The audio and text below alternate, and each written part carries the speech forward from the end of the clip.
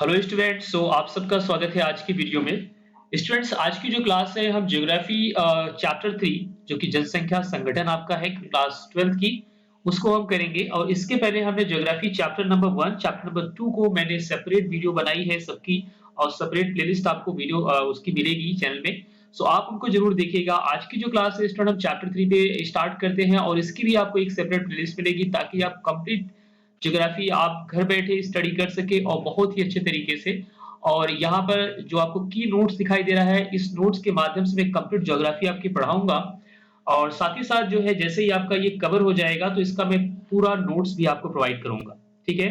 So step by step आपको class 12 की geography मैं कवर करूंगा। पूरे साल आपको कहीं नहीं जाना है, आपको हमारे साथ जुड़ करके और अपनी ज्योग्राफी की स्टडी करना है। ठीक है। सो अगर आप स्टूडेंट किसी भी कॉम्पिटिटिव एग्जाम के लिए प्रिपेयर कर रहे हैं, या जो है अगर आप किसी अदर एंट्रेंस एग्जाम के लिए प्रिपेयर करते हैं, तो आपका ज्योग्राफी आपका इंपॉर्टेंट एक सब्जेक्ट होता है, तो आप उसके लिए भी हमसे जुड़ सकते हैं। या अगर आप क्लास 12 के लिए है तो वो तो आपका है ही है, तो उसके लिए भी आप हमसे जुड़ सकते हैं। और दूसरी एक इंपॉर्टेंट बात बताता हूँ स्टूडेंट, अगर आप ज्योग्राफी के स्टूडेंट्स हैं, सो हमारे चैनल तनिष्क क्रैश कोर्स पे बेसिकली एक वेरिएंट चैनल है, जिसके अंदर मैं अदर अदर सब्जेक्ट की वीडियो बनाता रहता हूँ। तो आप लोग बिल्कुल हताश मत हुआ करो कि मैं जो है ज्योग्राफी की वीडियोस क्यों नहीं बना रहा हूँ। ठीक है। सो आप बेसिकली मैं कम्युनिटी जो आपका टैब है, मैं वहां पर आप सबको पोस्ट कर दिया करूंगा जो भी आने वाली नई वीडियोस होगी। लेकिन आप फिर भी मैं आपसे यही कहूंगा, आपको इंतजार करना है। मैं ज्योग्राफी आपकी कंप्लीट करूंगा, आपको कहीं नहीं जाना है, कहीं भी परेशान नहीं होना है। मैं कंप्लीट ज्योग्राफी आपको बहुत अच्छे से करा के साथ ही साथ मैं इसका नोट्स भी आपको प्रोवाइड करूंगा। सो चलते हैं क्लास 12 की ज्योग्राफी शुरू करते हैं। बस आपसे मेरी एक रिक्वेस्ट है, मेरी इस वीडियो को स्टूडेंट्स मैक्सिमम शेयर करो ताकि मेरी रीच जो है मैक्सिमम हो सके, और मैक्सिमम स्टूडेंट्स मेरे इस प्रयास का, मेरे इस जो है इनिशिएटिव का मैक्सिमम स्टूडेंट्स बेनिफिट ले सकें। ओके। सो यहाँ पर आज हम देखेंगे चैप्टर नंबर 3। आज बस हम इस मतलब वीडियो के माध्यम से चैप्टर 3 को इंट्रोड्यूस करेंगे ताकि हम समझे इस चैप्टर में क्या है, और उसके बाद स्टेप बाय स्टेप मैं इस चैप्टर को कवर कर जाऊंगा। आपको सेपरेट प्लेलिस्ट मिलेगी इसकी। ठीक है।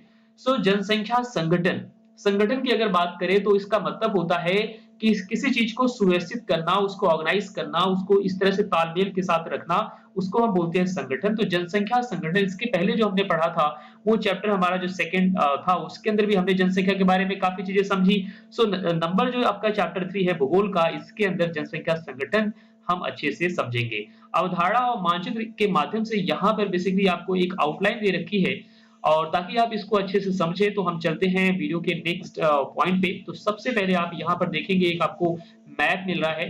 ठीक है। कक्षा 12 की ज्योग्राफी का चैप्टर नंबर 3। तो यहाँ पर आपको देखने को मिल रहा है कि 0 से 14 वर्ष वर्ग आश्रित वर्ग है। तो बेसिकली ये क्या आपको दिखा रहा है, ये कह रहा है जनसंख्या संगठन जो है इसको हम कुछ इस प्रकार समझ सकते हैं। पहला है इसकी आयु संरचना, मतलब जो एज आपका प्रोपोर्शन है, एज का जो एक अनुपात है उसको किस क्रम में रखा गया है, आपको एक तो ये समझना है। और दूसरा आपका है साक्षरता, तो उसको समझना है जनसंख्या संगठन में। लिंग संगठन मतलब एक जो सेक्स रेशियो है वो किस क्रम में है, मतलब 1000 पुरुषों पे कितनी स्त्रियां या कितनी महिलाएं हैं, उसको हमें देखना है। तो इन सब तमाम चीजों पे हमें यहाँ पर सीखने को मिलेगा, और इसके साथ जो हम सीखेंगे वो आपका नेक्स्ट पॉइंट पे होगा। स्टूडेंट्स, मैं आपको जस्ट सेकंड में थोड़ा स्क्रॉल करता हूँ, नीचे जाता हूँ। तो आपका जो नेक्स्ट पॉइंट होगा दैट इज है व्यवसायिक संरचना। ठीक है। मतलब व्यवसाय के जो अलग-अलग क्षेत्र हैं हम उनको समझेंगे। मतलब जनसंख्या संगठन बेसिकली इन 4 चीजों पे बात करेगा जो आपको यहाँ पर मैप के माध्यम से दिया गया है। पहला है आपका आयु संरचना। ठीक? कि मतलब आयु का किस तरह से उसका कंस्ट्रक्शन यहाँ पर है, किस क्रम में उसको रखा गया है, अलग-अलग एज के जो लोग हैं उनकी क्या जिम्मेदारियां हैं, वो तमाम चीजें हमें यहाँ देखने को मिलेगी। इसके अंदर साक्षरता भी हमें देखने को मिलेगा, उसको किस क्रम में रखा गया है, लिंग संगठन और जो है व्यावसायिक संरचना। तो सबसे पहले हम लोग चलते हैं आयु संरचना के बारे में और इसको समझते हैं अच्छे से। तो हम एक बार लाइटर का इस्तेमाल कर लें आप सबके लिए। तो पहला पॉइंट देखो आपको यहाँ पर देखने को मिल रहा है। फर्स्ट पॉइंट स्टूडेंट्स, 0 से 14 वर्ष का वर्ग आश्रित वर्ग होता है।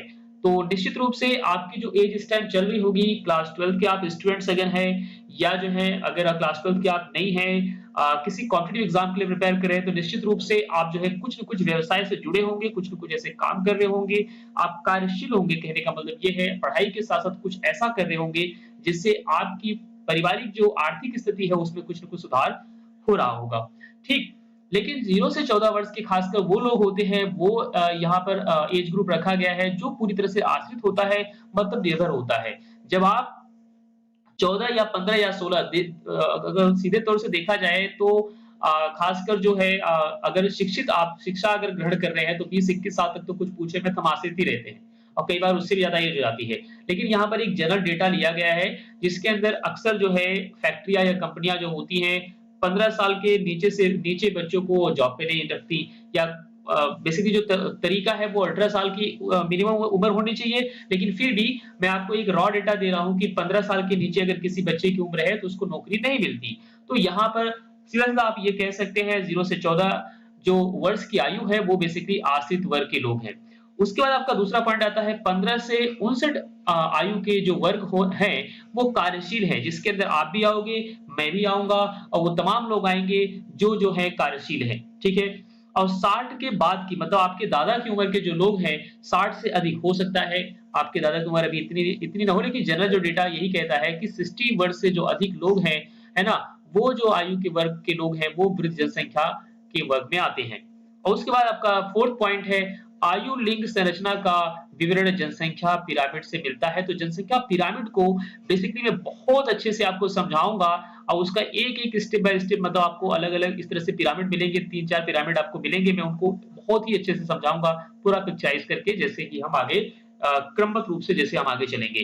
तो उम्मीद करता हूँ कि आयु संरचना का जो उद्देश्य है आपने यहाँ समझ लिया, पहला है 0 से 14, 15 से 59, 60 से अधिक और उसके बाद जनसंख्या पिरामिड से हम बहुत सारी चीज़ों को और समझेंगे। तो चलते हैं दोस्तों आगे और जो है नेक्स्ट अपना पॉइंट पढ़ते हैं। यहाँ पर अब हम पढ़ते हैं सबसे पहले साक्षरता, जो अति महत्वपूर्ण है, उसे हमें समझना बहुत ज़्यादा ज़रूरी है। तो हम इसको समझते हैं। साक्षरता साक्षरता आप देखेंगे स्टूडेंट मतलब वो इसमें लोग इसके अंदर हैं, यहाँ पर दे रखा है कि भई 1 सेकंड दोस्तों, 7 वर्ष से अधिक आयु का वह व्यक्ति जो समझ के साथ पढ़ लिख सकता है। मतलब समझ के साथ पढ़ लिख सकने का मतलब कि आप जो पढ़ रहे हो वो आपको समझ में आ रहा है, ठीक है? आप सिर्फ पढ़े नहीं जा रहे हो, पढ़ाई के साथ समझ होनी चाहिए। जैसे मान लेते हैं कि एक ऐसा विद्यार्थी है जो अभी 7 वर्ष से कम है, वो पढ़ तो लेता है, लेकिन उसको समझ नहीं होती वो पढ़ क्या रहा है, उसका अर्थ क्या है? तो कहने का मतलब ये है 7 वर्ष से अधिक आयु का वह व्यक्ति जो समझ के साथ पढ़ लिख सकता है तथा अंकगणितीय परिकलन की योग्यता रखता है। मतलब जोड़, घटाना, गुणा, भाग जो बेसिक अरिथमेटिक आपकी है उनको उसकी समझ होती है, वह साक्षर कहलाता है। तो सीधे तौर पे आपको बताऊँ स्टूडेंट यहाँ पर साक्षर का मतलब वो है जो किताब पढ़ सकता है, जो किसी नोट्स या किसी जो है कंटेंट को पढ़ सकता है, चाहे वो हिंदी माध्यम का हो, चाहे वो अंग्रेजी माध्यम का हो, इस बात पर निर्भर नहीं करता, डिपेंड करता है वो कैसे मीडियम के स्कूल में पढ़ रहा है। ठीक है? उसे कहेंगे साक्षर, ठीक है? साक्षर का सीधा-सीधा मतलब होता है कि आपको पढ़ना-लिखना आता है, थोड़ा-बड़ा आपको जोड़ना-घटाना आता है तो आप साक्षर कहलाते हो। ठीक? एक रिक्शे वाला भी साक्षर हो सकता है।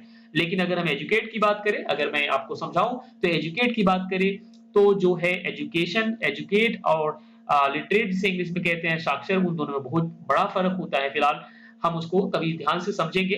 तो अभी आगे चलते हैं यहाँ पर, तो आप इसको समझ गए होंगे। नेक्स्ट आपका आता है साक्षरता देश के सामाजिक व आर्थिक विकास का सूचक होती है। बहुत इंपॉर्टेंट पॉइंट है। अगर लिटरेसी रेट आपके कंट्री का या सिटी का या पूरे देश का जो है अगर वो ज़्यादा है, अधिक है तो निश्चित रूप से आर्थिक विकास वहाँ बेहतर होगा, अच्छा होगा। आप खुद समझ सकते हैं इसको मैं परिवार के उदाहरण को लेके समझाऊँ, एक परिवार अगर आपका ए है और दूसरा परिवार आपके पड़ोस में रहता है बी, अगर ए परिवार के जो लोग हैं वो ज़्यादा पढ़े-लिखे हैं दैट्स मीन सभी लोग एजुकेट हैं, सिर्फ साक्षर नहीं, एजुकेट होने की बात मैं कह रहा हूँ मतलब पढ़ाई-लिखाई का रियल एप्लीकेशन उनको आता है। अगर वो पढ़ाई-लिखाई के साथ-साथ उसके अनुभवों को जो उन्होंने लिया है, उसको अगर अप्लाई करना आता है, तो निश्चित रूप से इस परिवार की आर्थिक स्थिति बहुत बेहतर होगी। ठीक है? कंपैरेटिवली दूसरे वाले परिवार की जहाँ पर गैर पढ़े-लिखे लोग हैं, जो पढ़े-लिखे नहीं हैं और लिखाई होने के साथ-साथ अगर मान लो पढ़ भी लिख लिए हैं, लेकिन उनको एजुकेशन का सही महत्व नहीं पता है, तो वो क्या होंगे? जस्ट जो है अपना जीवन यापन एक नॉर्मल तरीके से करेंगे, उनकी आर्थिक दशा भी अच्छी नहीं होगी। तो यहाँ पर इस मुद्दे पे हम बहुत अच्छे से डिस्कशन करके पूरे चैप्टर के अंदर बहुत अच्छे से समझेंगे। इसके बाद नेक्स्ट आपका पॉइंट आता है दोस्तों लिंग संगठन। मतलब एक लिंग का भी मेल होना चाहिए। आपने देखा होगा कुछ शहर ऐसे होते हैं जहाँ पर आपको बराबर मात्रा में स्त्री-पुरुष दिखाई देते हैं, कुछ शहर ऐसे होते हैं जहाँ पर आपको पुरुष ही पुरुष दिखाई देते, स्त्रियाँ नहीं दिखाई देते। कुछ ऐसी भी जगह है जहाँ स्त्रियाँ अधिक होती हैं, पुरुष का अनुपात कम होता है। तो ऐसा है बेसिकली क्यों है? जैसे मैं आपको एक उदाहरण के माध्यम से समझाऊँ, अगर हरियाणा की बात करूँ, तो अपने इंडिया में हरियाणा का बहुत गंदा रेशियो है, अगर हम लिंग अनुपात की बात करें तो। लिंग अनुपात बेसिकली आपको ये बताता है कि 1000 मेल पे कितनी फीमेल हैं, ठीक है? मतलब एक रेशियो है, जिस तरह से घर में 1 भाई 1 बहन है तो लिंग अनुपात बराबर है ना? 1:1 है आपका, परफेक्ट 50-50% दोनों का चांस होता है यहाँ पर। लेकिन लेकिन लेकिन अगर 1000 मेल पे अगर स्त्रियों की संख्या अगर 800 है या 800 से कम है, तो उस जगह की उस स्थान की दशा कैसी होगी सोचो। जहाँ पर स्त्रियों का सम्मान नहीं, वो कभी विकास की दशा में नहीं जा सकता, ठीक है? तो कहने का मतलब यहाँ पर है, और इसके बहुत सारे कारण हैं, और हरियाणा इसका एक बहुत बड़ा उदाहरण है, जहाँ पर अक्सर पहलवान देखे जाते हैं। वहाँ के जितने बच्चे होते हैं सब पहलवानी करते हैं। लड़कियाँ तो मतलब समझ लो कि भ्रूण हत्या सबसे अधिक पाई गई है हरियाणा में, ठीक है? तो इसी तरह से इसी का अपोज़िट भी है, कुछ ऐसे शहर हैं, कुछ ऐसे देश हैं, ऐसे दिल्ली की अगर मैं बात करूँ, दिल्ली में लिंग अनुपात बेहतर है, यहाँ पर लड़कियों की पूजा होती है दोस्तों। आपको सही बताऊँ, नवरात्र के टाइम में यहाँ पर लड़कियों का पूजन किया जाता है। लड़कियाँ एक लक्ष्मी का रूप होती हैं, तो दिल्ली में लिंग अनुपात बहुत बेहतर है। अगर मैं देश की बात करूँ तो कुछ ऐसे देश आपको मिलेंगे जहाँ पर लिंग अनुपात बहुत आपको बेहतर मिलेंगे। तो फिलहाल यहाँ पर लिंग संगठन को हम समझते हैं पॉइंट वाइज़, जो यहाँ पर हमें गिवन है, और इस पूरे टॉपिक पे हम बहुत डिटेल डिस्कशन करेंगे इस पूरे चैप्टर में, चैप्टर नंबर 3 आपका जो है जनसंख्या संगठन, ठीक है? तो पहला पॉइंट यहाँ पर आता है अनुसंधान व वैचारिक विकास से जुड़े कार्य चतुर्थक चतुर्थक क्रियाओं में आते हैं, ठीक है? तो ये आपका लिंग संगठन से जुड़ा हुआ है, कह रहा अनुसंधान व वैचारिक विकास, मतलब आपका जो वैचारिक विकास है, आपके बौद्धिक विकास, या आप किस तरह से आपका आपका विचार है, वो सारी चीज़ें इससे जुड़ी हुई हैं। अब वो जो है ये सारे जो कार्य आपके हैं, चतुर्थक क्रियाओं में आते हैं। दूसरा है प्रति हज़ार पुरुषों पर स्त्रियों की संख्या के अनुपात को लिंग अनुपात कहते हैं, जो कि आपने समझा है अभी। उसके बाद नेक्स्ट आपका पॉइंट आता है विश्व की जनसंख्या का औसत लिंग अनुपात 990 स्त्रियाँ हैं। मतलब कहने का मतलब ये है कि 1000 पुरुषों पे 990 से, जो कि पूरा विश्व का दे रखा है इन्होंने, ठीक है? 2003 के अनुसार ये आपका 2003 का जो जनसंख्या जो जनगणना हुई थी उसके अकॉर्डिंग ये डेटा हमको मिल रहा है, ठीक है? और इसके बाद नेक्स्ट आपका पॉइंट आपको दे रखा है, कह रहा है विश्व में लैटविया, जिसे इंग्लिश में लाटविया कहते हैं, में उच्चतम लिंग अनुपात है, जो कि यहाँ पर आपको दे रखा है 1187, मतलब 1000 पुरुषों पे 1187 स्त्रियाँ हैं। तो यहाँ पर सबसे ज़्यादा मैंने आपसे बताया था स्टूडेंट, कुछ ऐसे देश हैं, वह देश है लाटविया या लैटविया इसे कहेंगे, सो जहाँ पर सबसे ज़्यादा लिंग अनुपात है। उसके बाद नेक्स्ट आपका आता है सबसे कम लिंग अनुपात, जो है संयुक्त अरब अमीरात। तो ये जो है एशिया का ही एक हिस्सा है, ठीक है? और यहाँ पर देख पा रहे हैं कि 1000 पुरुषों पे स्त्रियों की संख्या कितनी है? 468, ठीक है? मतलब जो कि बहुत ज़्यादा कम है, और इसके कुछ पर्टिकुलर रीज़न है जिसकी वजह से ऐसा हुआ है। यहाँ पर भ्रूण हत्या नहीं है, लेकिन यहाँ पर कुछ अलग रीज़न है जिसकी वजह से ऐसा हुआ है, जिसको हम चैप्टर के माध्यम से आगे समझेंगे। तो चलते हैं दोस्तों नीचे, और हम बाकी और चीज़ों पे एक-एक चीज़ों पे फोकस करेंगे। और आज जैसा कि मैंने आपको बताया, हम चैप्टर का एक रूपरेखा आपको दे रहे हैं ताकि आप चैप्टर को थोड़ा-सा आप समझ सकें, और इसी क्रम में हम आपको ज्योग्राफी की वीडियोज़ देते रहेंगे स्टूडेंट, लेकिन आप बिल्कुल हमारे साथ जुड़े रहना। आप ऐसा मत करना कि यार आपको ज्योग्राफी की वीडियो अगर 2 दिन नहीं मिली तो आप भागने लगे और सोचने लगे नहीं मैं ज्योग्राफी पढ़ाऊँगा ही नहीं, या मैंने बंद कर दिया वीडियो बनाना। ऐसा कुछ नहीं होगा स्टूडेंट। बेसिकली जो मेरा चैनल है ये वेरिएंट चैनल है, इसमें तमाम तरह की वीडियोज़ मैं दे रहा हूँ, और खासकर मैं इसको स्पेशल अब रख रहा हूँ ज्योग्राफी के लिए, साइकोलॉजी के लिए, और जो है बीएलएड या बीएड, कुछ ऐसे प्रोफेशनल कोर्सेज़ हैं जिसके लिए मैं इसको सेपरेट रख रहा हूँ। अदरवाइज़ मैं इस पर आप अगर वीडियोज़ देखेंगे तो मैं इस पे इंजीनियरिंग भी पढ़ाया हूँ, बीटेक भी पढ़ाया हूँ, और जो है पॉलिटेक्निक भी पढ़ाया हूँ, क्लास 12 की मैथ्स भी पढ़ाया हूँ, लेकिन मैं उसको सेपरेट करके अब उसका एक सेपरेट चैनल, सेपरेट पोर्टल पे हम सेपरेट प्रोजेक्ट लेके काम कर रहे हैं, ठीक है? ताकि इस चैनल को हम सेपरेट कर सके एक पर्टिकुलर माध्यम के स्टूडेंट्स के लिए, ठीक है?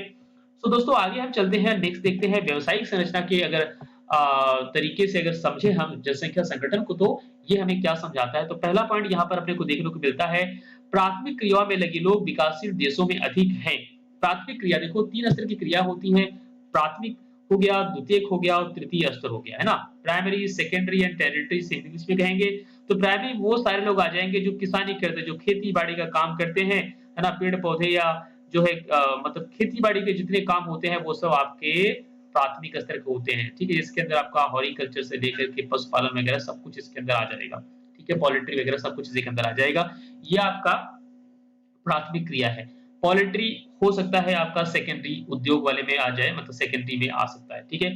सो इनका कहना ये है जितने विकासशील देश है, जैसे भारत जैसे विकासशील जो देश है, भारत में अधिकतर या भारत जैसे जितने भी देश हैं जो कि मतलब विकासशील दशा में से गुजर अभी रहे हैं, वो सभी देश के जो नागरिक हैं, जो लोग हैं, वो ज्यादातर प्राथमिक क्रियाओं से जुड़े होते हैं।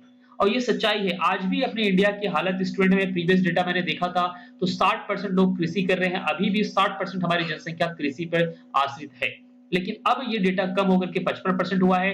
तो देखा जाए अभी भी 55% लोग जो है कृषि पर आश्रित है। कृषि पे आश्रित होने का एक बहुत बड़ा ड्रॉबैक ये हमने देखा है स्टूडेंट की ऐसी कुछ बेरोजगारी कृषि पे देखी जाती है कृषि में जहाँ जो कही जाती है मतलब छुपी बेरोजगारी। चूँकि बेरोज़गारी कहने का मतलब आपको सीधे-सीधे मैं आंकड़ा बताऊँ, बहुत सारे आपको परिवार या बहुत सारे आपके पास-पड़ोस में ऐसे लोग दिखाई देंगे अगर आप गाँव से बिलॉन्ग करते हैं, तो उनके पास जो खेत होता है या जो ज़मीन होती है, उतनी अधिक नहीं होती है, लेकिन उससे जुड़े लोग जो होते हैं, कई होते हैं और सब उसमें जूझ रहे होते हैं और सबको लगता है हम बहुत काम करते हैं, हम दिन भर काम करते हैं और उनकी पारिवारिक दशा जो है सुधरती नहीं, घर के बच्चे पढ़ते नहीं हैं, दिन भर खेतों में काम करते हैं, ठीक है? हो सकता है पड़ोस का भी खेत उसने ले लिया है, अलग-अलग तरीके से हम जो है इसे हम कहते हैं अधिया खेती। तो ऐसी व्यवस्था के माध्यम से भी लोग जुड़ते हैं, इससे पार्ट एक तरह से खेती-बाड़ी वो करेंगे और जो उसका मेन जो मालिक होगा, उसको पार्टीशन करके आफ्टर जो है हार्वेस्टिंग के बाद उसको आधा वो शेयर देते हैं, ठीक है? सो यहाँ पर इस तरह की जो बेरोज़गारी होती है दोस्तों बेसिकली क्या होती है, छुपी बेरोज़गारी होती है। मतलब जहाँ पर 3 लोग काम है, वहाँ 6 लोग या 7 लोग लगे हुए हैं, तो ये जो लोग हैं, ये अनावश्यक लगे हुए हैं, अनावश्यक जूझ रहे हैं यहाँ पर। तो ऐसी बेरोज़गारी हमें देखने को मिलती है, जिसे कहते हैं छुपी बेरोज़गारी, ये खासकर विकासशील देशों में देखने को मिलती है। ठीक है?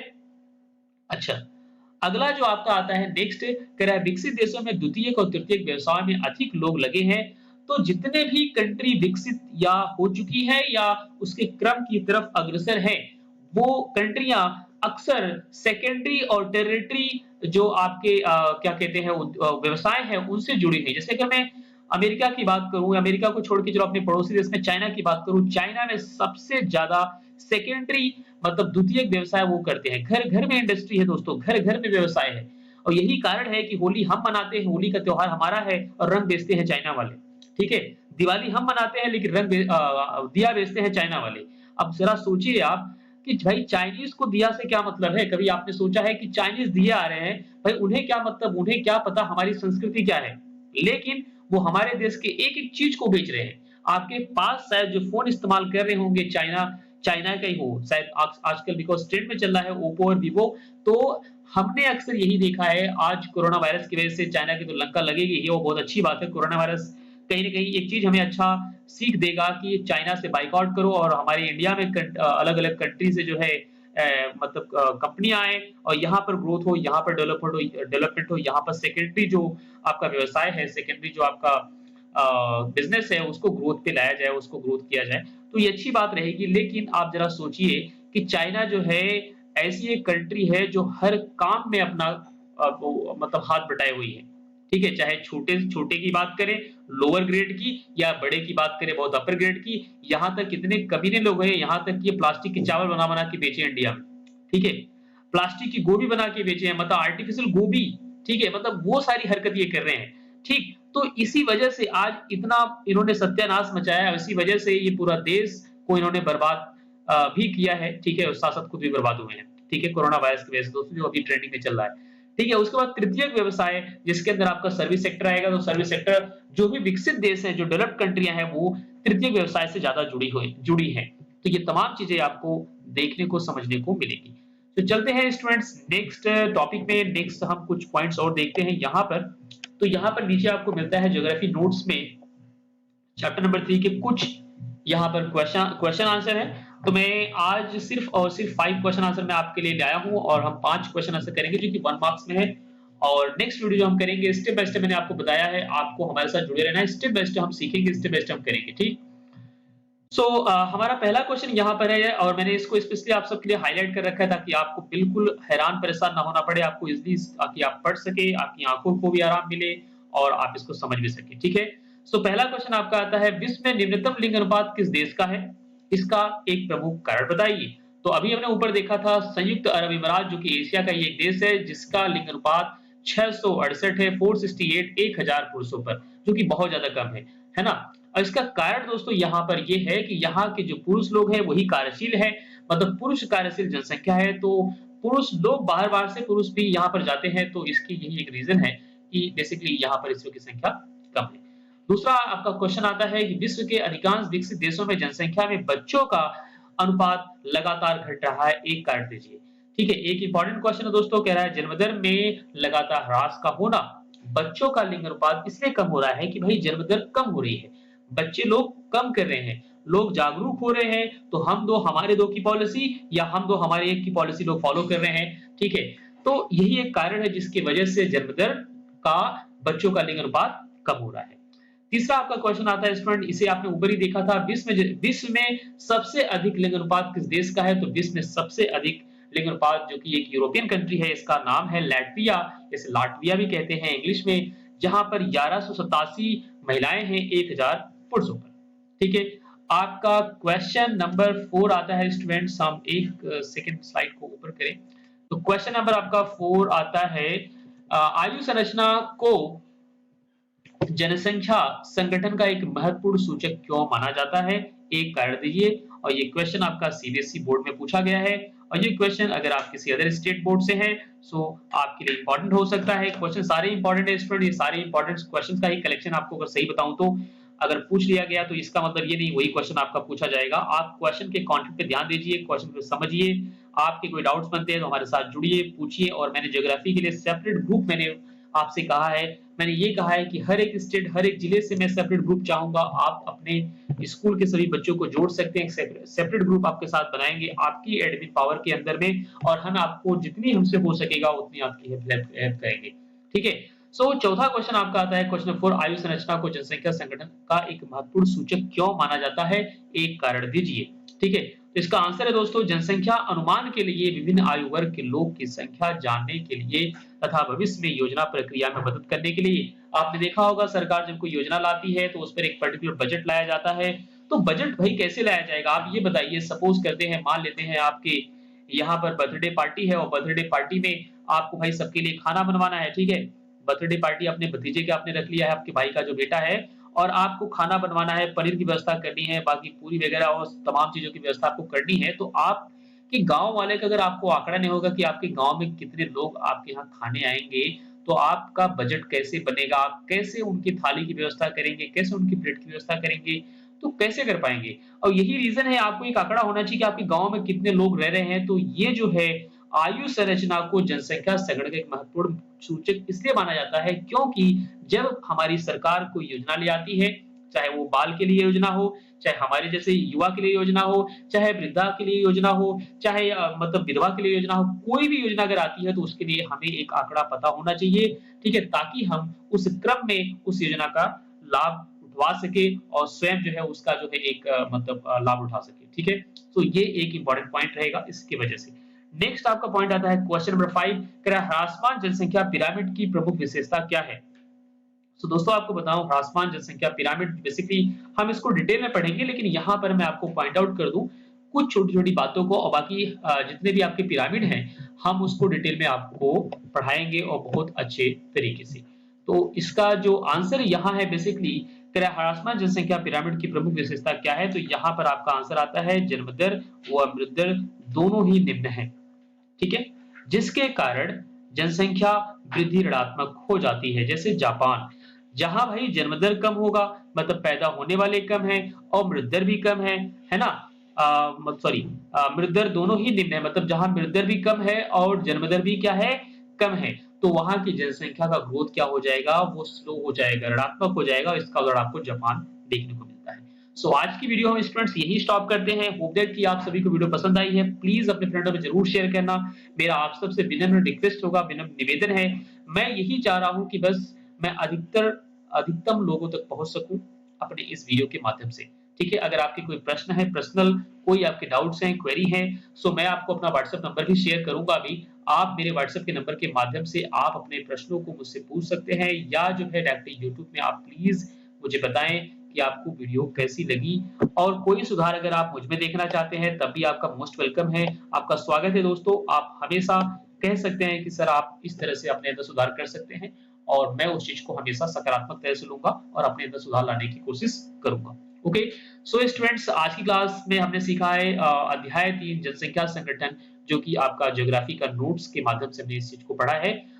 सो मैंने आपको बताया कि मेरा व्हाट्सएप नंबर मैं आपको देना चाहूँगा। मेरा व्हाट्सएप नंबर है स्टूडेंट्स 9560 जस्ट अ सेकंड 9560 309722। मैंने ये कहा है स्टूडेंट कि ये व्हाट्सएप देने का मेरा पर्पस ये है कि अगर आप किसी पर्टिकुलर स्टेट से हैं, ठीक है, या एक किसी पर्टिकुलर जिले से हैं, मैं आपसे यही चाहूंगा कि आप जो है एक व्हाट्सएप ग्रुप बनाएं और उस ग्रुप के माध्यम से आपके जितने भी फ्रेंड हैं जो ज्योग्राफी पढ़ते हैं, जो ज्योग्राफी जैसे सब्जेक्ट में इंटरेस्ट रखते हैं या साइकोलॉजी पढ़ते हैं या जिन सब्जेक्ट को मैं पढ़ाता हूँ उन सब्जेक्ट के साथ वो जुड़ना चाहते हैं तो हमारे उस ग्रुप में जुड़े और मैं आपको वीडियो लेक्चर के साथ-साथ नोट्स भी प्रोवाइड करूँगा। Okay, so till then student take care and thank you so much.